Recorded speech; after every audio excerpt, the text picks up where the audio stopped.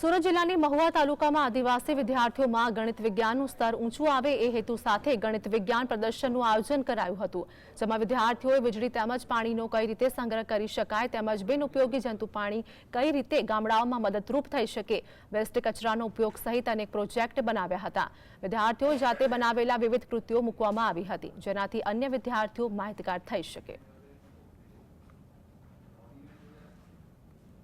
અને બુધવારના રોજ ગાંધીનગર GCERT ગાંધીનગર જિલ્લા શિક્ષણ અને તાલીમ ભવન સુરત આયોજિત અને આમચક કેન્દ્રનો વિજ્ઞાન મેળાનું આયોજન કરવામાં આવ્યું હતું, જેમાં 2024-25ના ગણિત વિજ્ઞાન પર્યાવરણ પ્રદર્શનનો મુખ્ય વિષય ટકાઉ ભવિષ્ય માટે વિજ્ઞાન અને તકનીકી હતો,